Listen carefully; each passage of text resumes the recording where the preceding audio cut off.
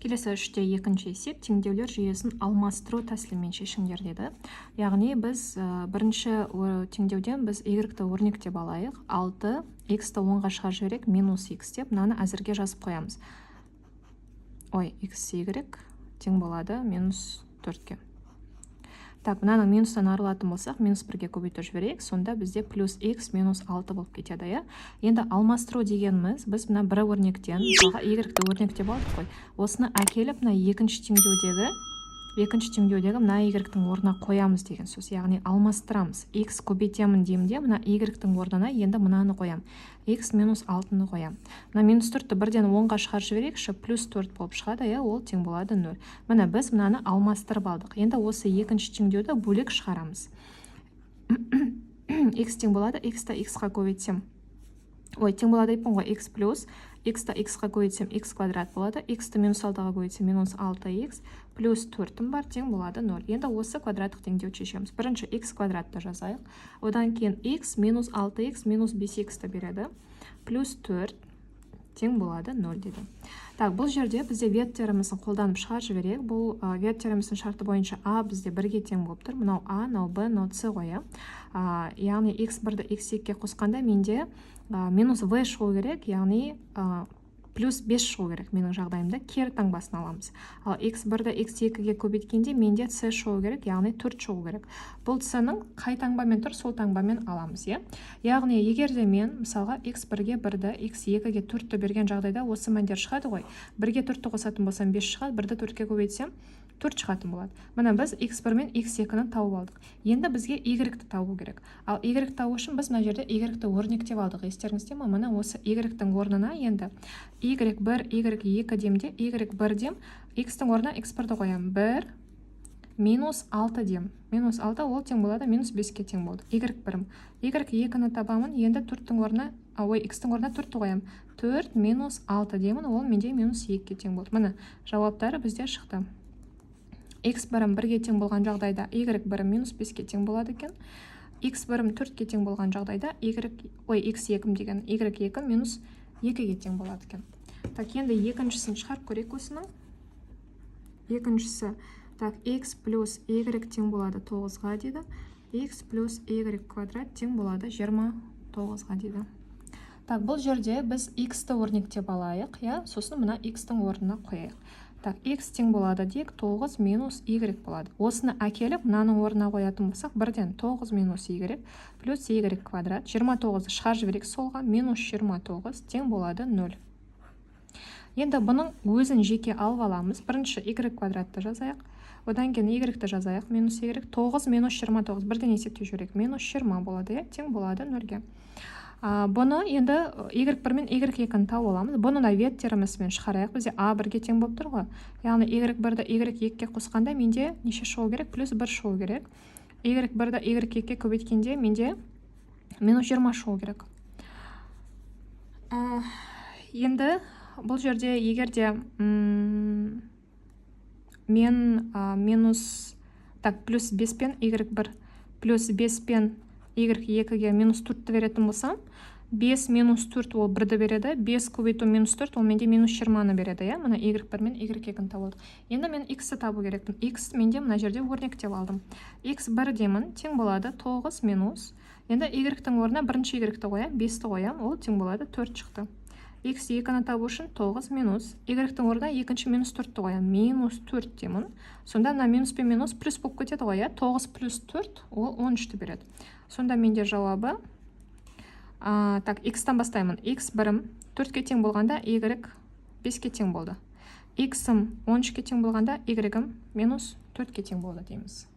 Келесі үшіншісі, бұл жерден так, біз y-ті өрнектеп алайық. Жалпы қайсыны өрнектетіндеріңіз өздеріңіз білесіздер, иә? Просто мен мысалға x-ті өрнектетін болсам, оны квадраттау керек болады. Ол қазір лишний есептеу керек, оның бәрі уақыт алады деген сияқты. Сондықтан ыңғайлысын, оңайын қараңыздар. Минус y-ті өрнектеп алатын болсам, ол менде 1 минус x демін. Мынаны жаза тұрам, пока x квадрат минус 2y тең болады 26 деп. Так, бұдан енді минус y маған керек емес, маған плюс y керек. Сондықтан минус 1-ге көбейтіп жіберем. Сонда менде таңба ауысады, иә? Плюс x минус 1 болады. Мына жерде x квадрат минус 2. Енді мына y-тің орнына мынаны қойып жіберем. x минус 1.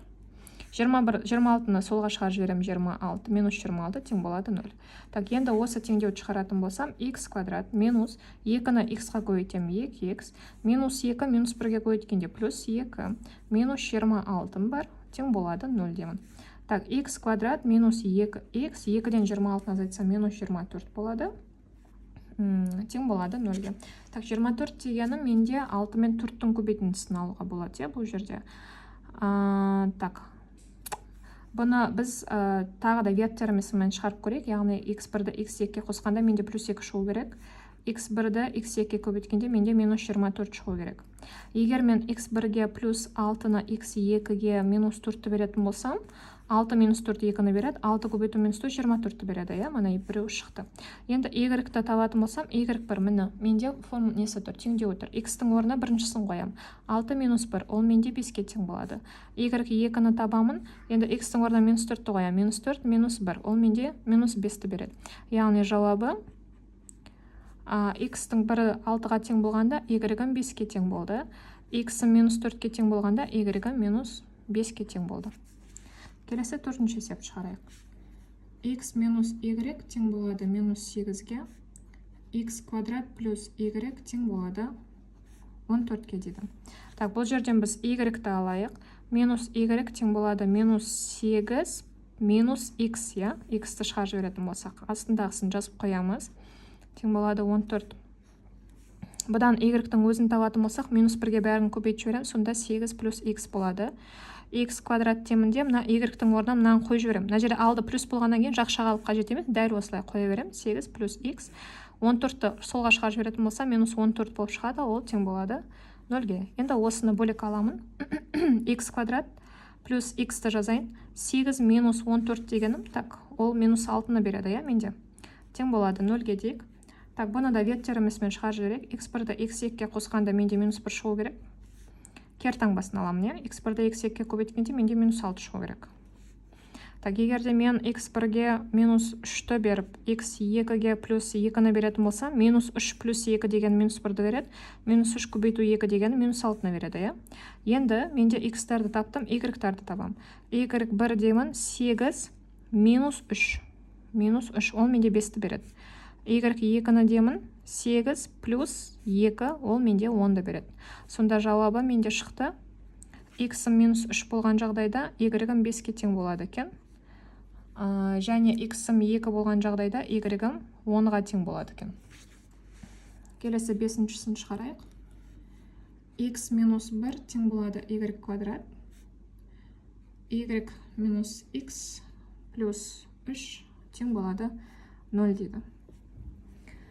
Так, бұдан мен x-ті өрнектеп алатын болсам, x-ім тең болады y квадрат, минус 1-ді 10-ға шығарсам, плюс 1 болып шығады, y минус демді x-тің орнына мынаны қойып жіберейін, жақшаға алайын, себебі алдында минусы тұр, қазір таңба ауысып кетеді. Y квадрат плюс 1 плюс 3 тең болады 0-ге. Мына екіншісін ашайық. Y жақшаны ашып жіберетін болсақ, минус y квадрат минус 1 плюс 3 тең болады 0. Енді орындарына қоятын болсақ, бірінші минус y квадрат жазайық, одан кейін плюс y дейді. Минус 1-ді 3-ке қосатын болсам, плюс 2 тең болады 0. Мына минустан арылу керек, маған бәрін минус 1-ге көбейтіп шығам. Сонда минус y минус 2 тең болады 0 дейді.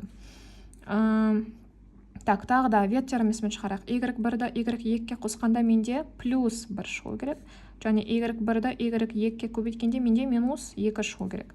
Так, егерде мен y1-ге плюс 2 y2-ге минус 1-ді беретін болса, 2 минус 1-ім 1-ді береді, 2 көбейту минус 1-ім минус 2-ні береді. Енді мен x-ті табамын. X-ім менде мін тұр. x1-ім y квадрат дейді. y-тің орнына бірінші 2-ні қоям. 2-нің квадраты плюс 1, 2-нің квадраты 4, оған 1-ді қоссам 5 болады.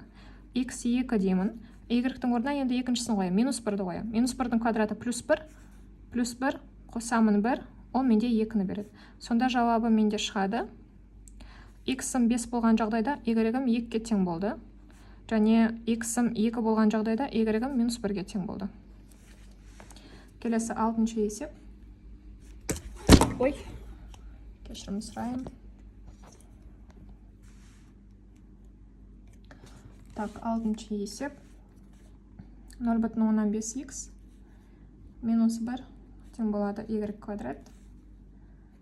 y плюс 3x минус 7 тең болады y.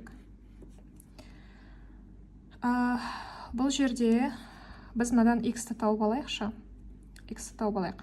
0,5x тең болады y квадрат. Бірді шығарып жіберейік. Плюс 1 болып шығады. Сонда мынаны жазып қоямыз пока. 3x минус 7 тең болады 0 деп. Енді 0,15 x-ның өзін табу үшін мен мынаны 0,15-ке бөлу керекпін ғой. 0,15-ке бөлу дегенім, оны наоборот 2-ке көбейту деген сөз. Яғни мына жерде 1 ғой. Мынаның алдында 1 деген сан тұр ғой. 1-ді 0,15-ке көбейтсем, бөлсем, то есть 2 шығады. Оны қараңыздар. 1-ді бөлемін 0,15, ол менде 2-ге тең. Сонда мынау 2y квадрат болады. Мынау да 2-ге тең болады. Так, енді осыны y плюс темде 3 көбейту, мына x-тің орнына бірден қойып жіберейік. Жақшаның ішіне 2y квадрат плюс 2. Жақшаны жалам, минус 7 бар. Тең болады 0. Түсінікті ғой, Енді осыны бөлек алып алам. Y плюс 3-ті 2y квадратқа көбейтсем 6y квадрат. 3 көбейту 2, ол 6, минус 7 бар, тең 0-ге. Біріншісі 6y квадрат. Одан кейін y жазып алайын. 6-ны 7-тен азайтсам, минус 1, тең болады 0. Так, бұл жерде біз ветеріміз пайдалана алмаймыз, себебі бізде a 6-ға тең болып тұр. Бізде ветерімізді a 1-ге тең болу керек еді. Сондықтан біз дискриминант пайдаланамыз. Дискриминанттың формуласы b квадрат минус 4-асы.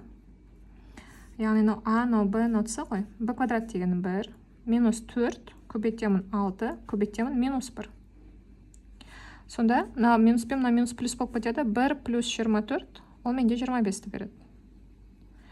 X-тің формуласы минус v плюс минус тупырастың дискриминант бөлінген 2a еді, Яғни x1-ді табатын болсақ, ол менде минус v дегенім минус 1 плюс алайық бірінші. 25-тің түбірі 5 бөлінген 2 көбейту 6. Сонда үстінде 4 бөлінген 12 болады. Қысқартып жіберетін болсақ, 1 бөлінген 3. Мынау x1. Енді x2 дәл осы тек қана мына жерде енді минус болады. Минус 5 бөлінген 12. Сонда минус 6 бөлі 12 қысқартып жіберетін болсақ, минус 1 бөлінген 2. Мына x1 мен x2-ні таптық. Енді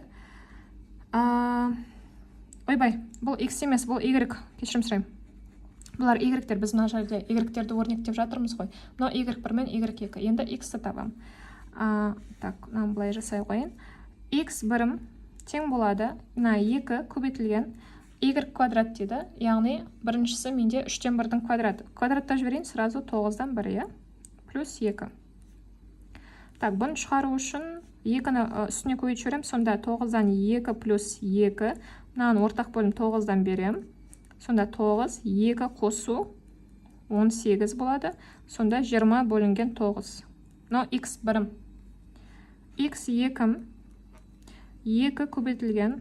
Енді екінші y-ті қоямын. Менде минус 2-ден 1-дің квадраты 4-тен 1 болады. Плюс 4-тен 1 болады. Плюс 2. Мына 2 қысқарады. Сонда 2-ден 1 плюс 2 дегенім. Ол менде 2,15. Міне сонда жауабы x1 20 бөлінген 9 болған жағдайда y1 1 бөлінген 3-ке тең болады. x2 2,15 болған жағдайда y2 минус 0,15 деп жазуға болады, 2-ден 1-ді. Келесі жетіншісі. Біз мына жерде мына екіншісінен y-ті өрнектеп алайық та біріншісіне қойайық. Яғни x y тең болады минус 7 деп жазып алайық та, мына жерде y тең болады дейік. Мына екеуін 10-ға шығарып жіберейік. Сонда плюс x плюс 8 болып шығады, Осыдан енді x көбейтемін. Y-тің орнына мынаны қойып жіберетін болсам, x плюс 8, минус 7-ні солға шығарып жіберейік, плюс 7 тең болады 0. Осыдан енді мынаны квадраттық теңдеу шығарамыз. x x-ға көбейтем x квадрат, x 8-ға көбейтем 8x, плюс 7 бар, тең болады 0 дейді. Так, бұл жерде веттеріміздің қолдан аламыз. A бізде 1-ге тең болып тұр. Яғни x1-ді x2-ге қосқанда менде минус 8 шығу керек. x1-ді x2-ге көбейткенде менде 7 шығу керек, Егерде мен x1-ге минус 1-ді және x2-ге минус 7-ні беретін болсам, минус 1-ді минус 7-ге қосқанда минус 8, екеуін көбейткенде плюс 7 шығады. Енді мен y-ті табан. Y-тің функциясы менде мына жерде тұр. Y тең болады. X-тің орнына біріншісін қоям. Минус 1 плюс 8 дегенім, ол менде плюс 7-ге тең. Y, мынау 1, мынау Y2. Енді екіншісін қоям. Минус 7 плюс 8 деген ол менде плюс 1-ге тең. Сонда менде жауабы болады екен. X бірім минус 1-ге тең болған жағдайда Y бірім 7-ге тең болды. X минус 7-ге тең болған жағдайда Y 2 1-ге тең болды. Келесі 8-ші есеп соңғы. X плюс Y тең минус 5 тең болады 0-ге, және X көбейту Y минус 6 тең болады 0-ге дейді.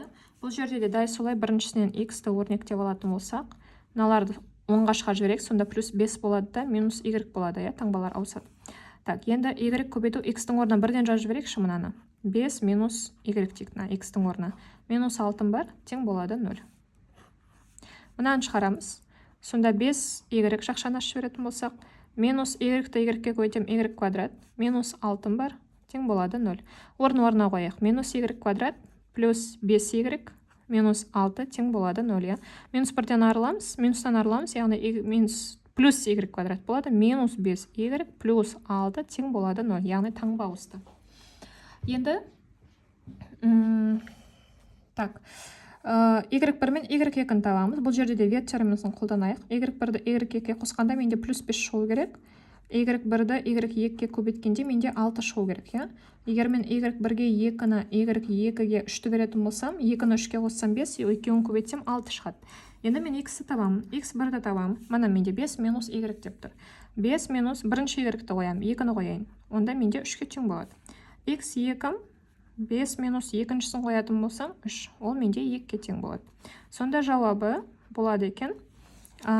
Так, X-ім 3 болған жағдайда Y-ім 2-ге тең болады екен. X-ім 2 болған жағдайда Y-ім 3-ке тең болады екен.